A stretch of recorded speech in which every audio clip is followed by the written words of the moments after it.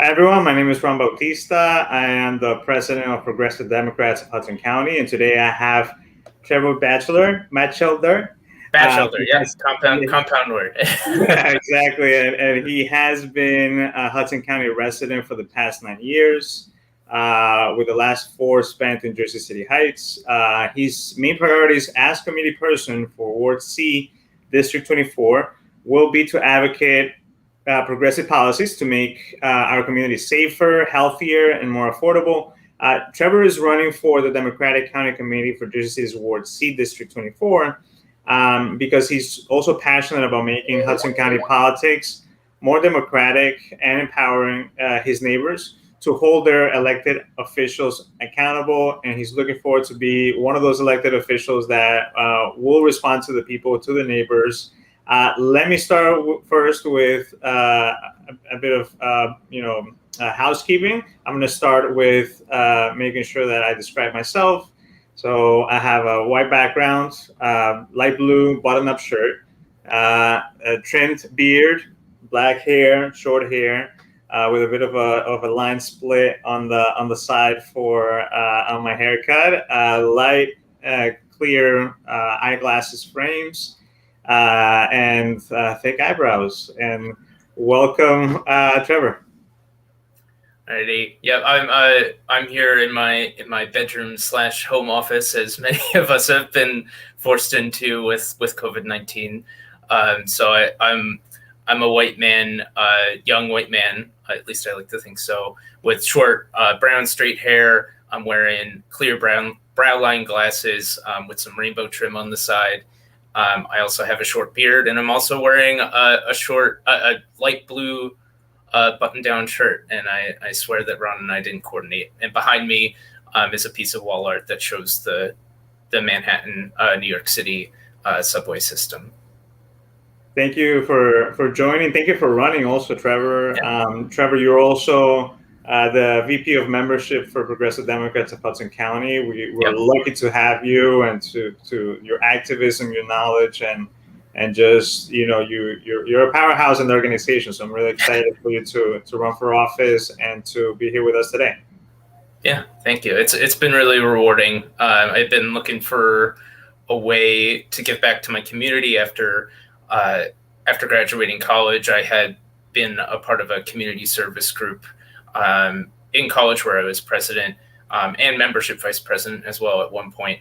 It was a pretty large organization to manage. And this, as I started getting into the progressive movement in Hudson County, starting last year with your freeholder / county commissioner campaign, and Elena's and Hector's congressional campaign, that entire coordinated campaign. Of course, I learned more and more about the Progressive Democrats of Hudson County, joined up, and trying to put my skills to use to further the movement in any way that I can, for sure. Yeah, and I always repeated that one of the big benefits from the work that we're doing here is we're making sure nobody else has to start from scratch. We've always been having to run as individually as progressives, and this has been our way, starting from the learned lessons from last year's campaign, like you said, the coordinated campaign, of the need of building that institutional branding, so that there's more name recognition, because we have a whole machine that we're going against. And the big difference is that also we're not appointing people or anointing people into the positions. We want to make sure that we are building upon the leadership that's already in those neighborhoods. So let's start to the conversation with you telling us about yourself, family, neighborhood, school, passions. Just we want to get to know you more. So if you could give us a bit of that would be great. Sure. So I grew up in the Jersey Shore, in Toms River, New Jersey, right across the bay from Seaside Heights, which you may know as the filming location for the Jersey Shore TV show. So I worked on the boardwalk as a teenager, ran into the Jersey Shore stars pretty often, but then came up to Hoboken in 2012 to start my college years at Stevens Institute of Technology. So I studied chemical engineering, and I'm currently working for a specialty chemical company in Linden, New Jersey. Other interests besides that, I would definitely put theater close to the top of that list. I'm a big fan of musical theater and theater in general. My fiance, he's a theatrical lighting designer, so we're always. I'm either going to the theater to support him, or we're trying to support the arts in and around Jersey City, in Manhattan, of course, when Broadway was open, and we're waiting to purchase tickets on Friday for a new show that's opening. And the name of it is slipping me right now, but yeah, we're very eager to return to that. So I've got two brothers. The youngest of which is also going to Stevens right now, so he's in Hoboken pretty often for school. That's my life in a nutshell for you. That's awesome, and tell us a bit about your passions as well. Like, what are you passionate about? You mentioned theater. You mentioned a bit of your profession too, but just generally what your passions are. Yeah, so I think after I graduated college, there was a bit of a gap in fulfilling some of those passions, where like I wanted to be doing something positive for my community, and that was and the work that I was doing in that community service fraternity, that I found that very fulfilling at the time. And then as I got further and further away from being on the student side of it and more into the volunteer alumni staff side of things, it just wasn't a good fit for me. So I started looking for other ways to give back to the community.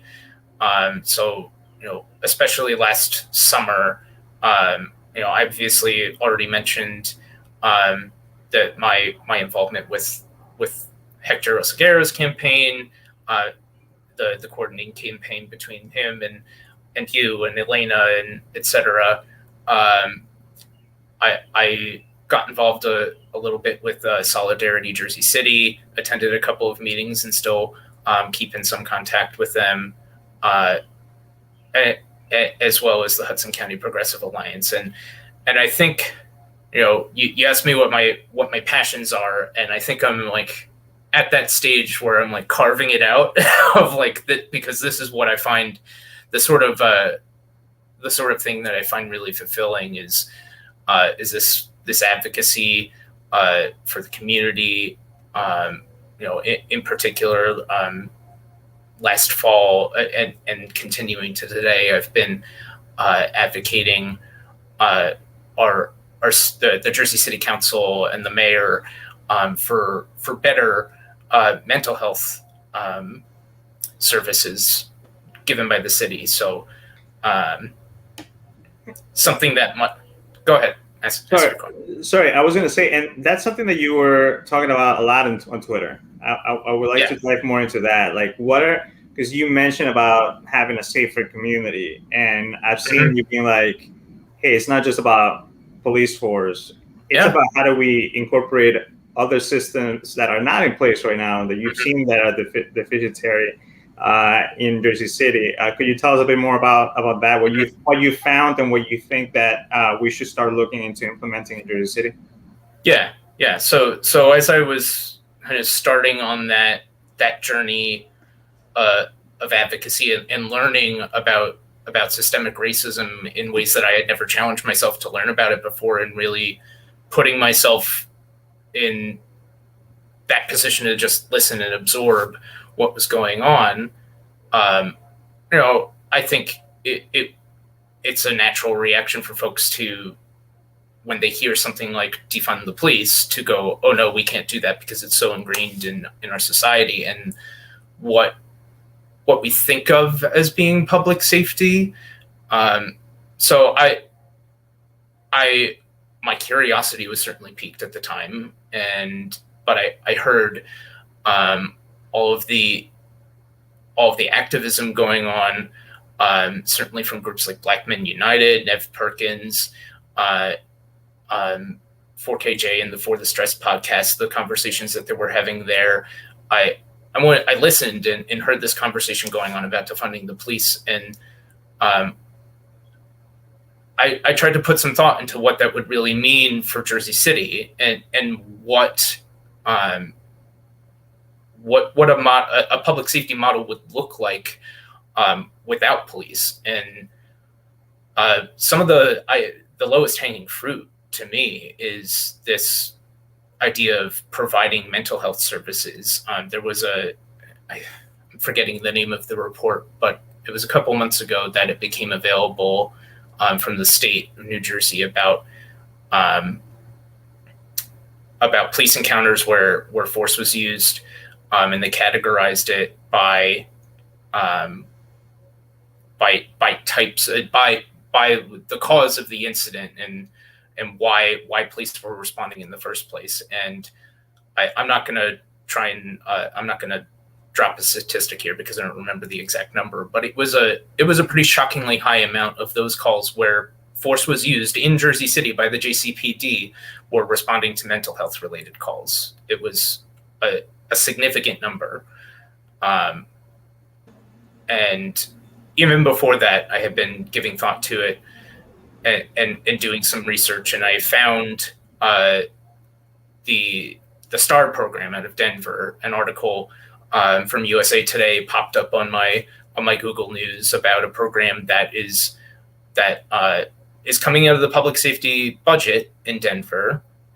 Funds that are being diverted away from the police department and traditional public safety measures to fund mental health professionals responding in real time to calls for people who are having some sort of mental health issue or dealing with substance abuse issues, or any mixture of those things. And it's been incredibly successful. So in September is when I sent my first email to Mayor Fulop and to the city council, just saying like, hey, we're continuing to have this conversation in Jersey City and across the nation about what some alternatives to traditional policing could be and how we could reimagine public safety. And this came across my radar. I think it's really interesting. And then 6 months later, after their pilot period, another article came across my my news feed, and it talked about how during the 6-month trial period, they responded to over 700 calls. I'm confident in this number, so I'll give you the number here. It was over 700 calls with zero need for police intervention on any of those calls. And I think that's just such a testament to, if we are delivering the care and meeting the needs of the community, the need for police officers, in uniform, armed with guns, that need plummets. Mm-hmm. And I've been outspoken in Jersey City Council meetings about the need to take some of these steps to move away from traditional policing and moving and putting our money where our mouth is. It's not a CCRB is like the bare minimum requirement, and I'm glad that Jersey City is on its way to seeing that a reality. But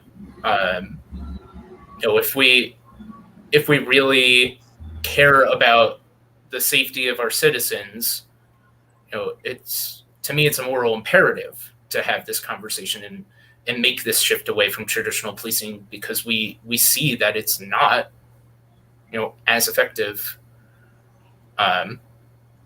as truly meeting the needs of the community.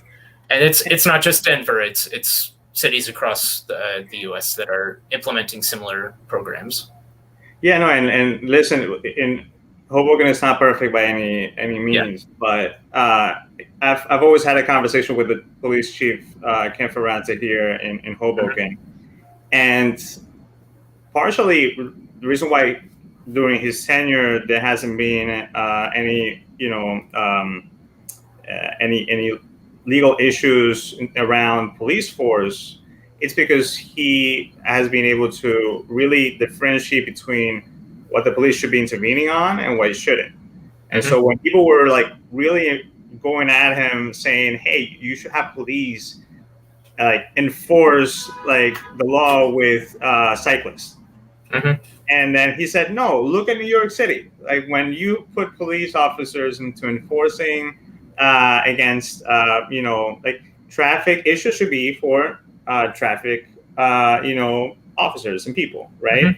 And so, like the parking utility, and he says the same thing. So even from the perspective of the police departments, they're saying they should be saying it's like, no, we should be focused on the work that it should be for them, and that way we can really improve the safety overall, and also addressing preventative care, right? And so it's like preventing the causes of any crime and or issues in the communities, right? And that means poverty, addressing education, addressing recreation, addressing mental health, like you mentioned.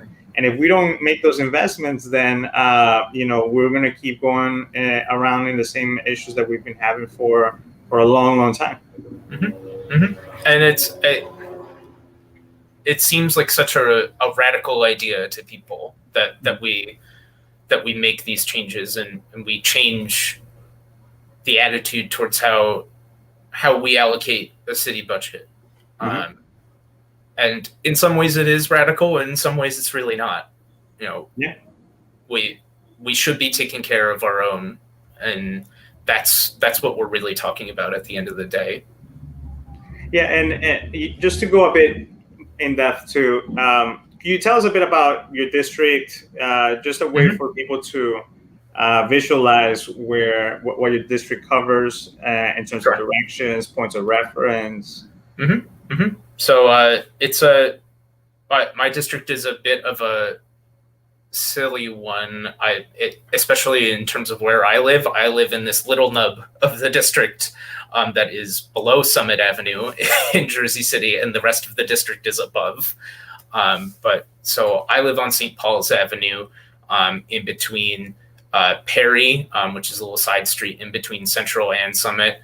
I live between Perry and Summit.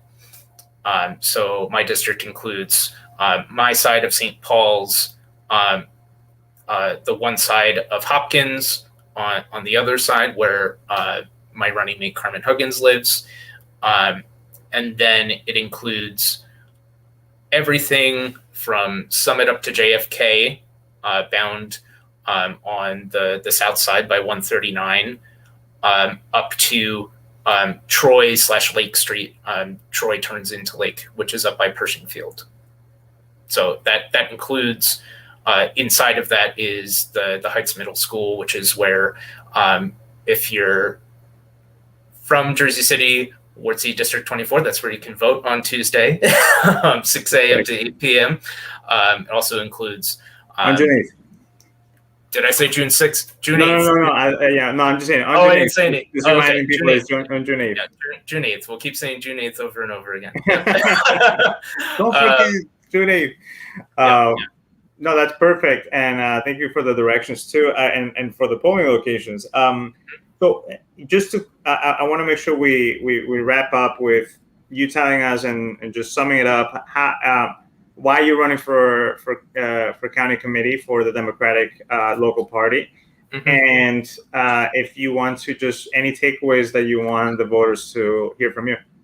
Sure.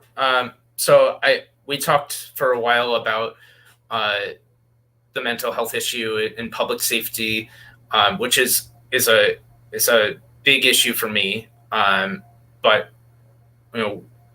part of why I'm running is not to just make my own the issues that I care about more heard. I want to make the issues that my neighbors and my community cares about heard. And I think an element of that is definitely being the voice for my neighbors. But another element of it for me is as I'm going around and canvassing and meeting my neighbors, empowering them and giving them the tools to advocate for themselves to our elected officials and to solve problems that they see in their neighborhood on their own. There are some really useful tools made available by Jersey City, the Jersey City Connect app, which is connected to the Residence Response Center, where you can submit things like an overfilled trash can or things like that, or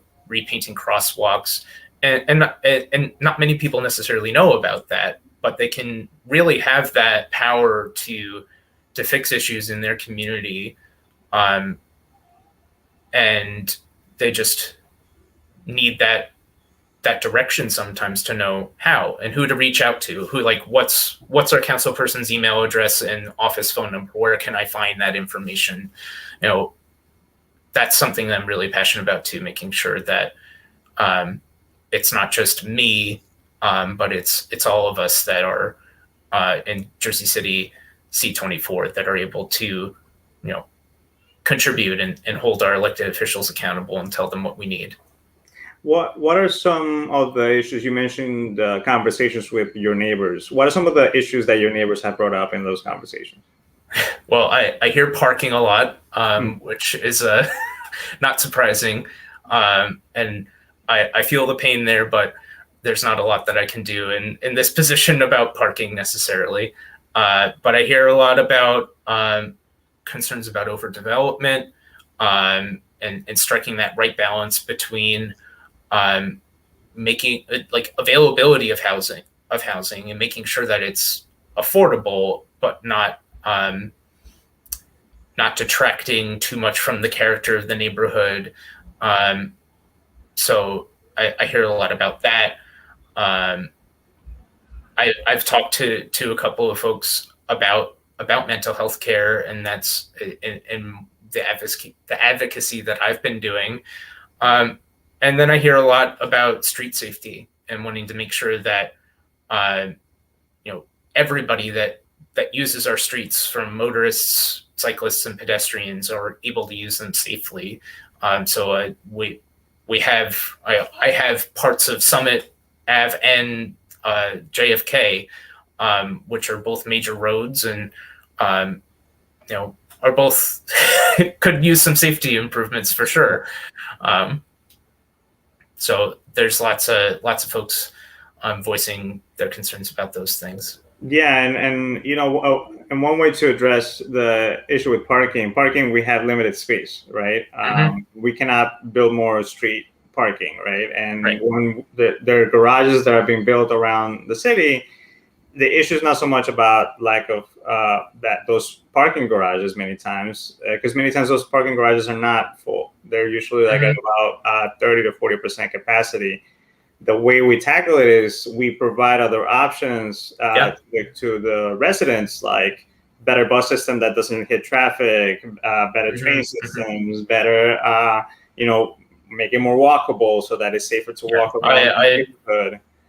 I would really like to see, and it would, my fiance, he's in grad school in Pittsburgh, but we both own a car. So when he visits, we've got two cars parked outside because I normally drive to Linden.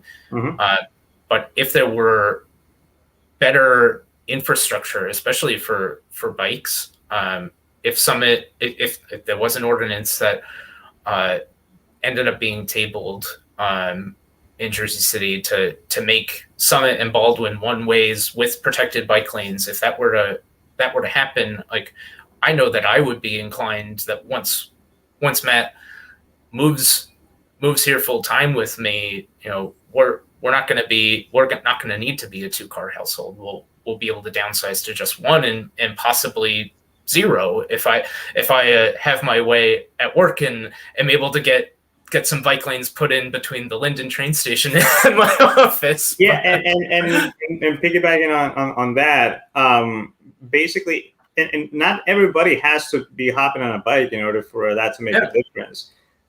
One person that decides to use another transportation, that means one less person in traffic in front of you. That means one more chance you have to find parking on the street. That means it's better for the environment, and that means it's better for everyone. So by looking out and making sure that other people have also space to mobility besides the car, even car drivers are benefiting from that. So great point, Trevor. Thank you so much for your time. Again, vote for Trevor Batchelder.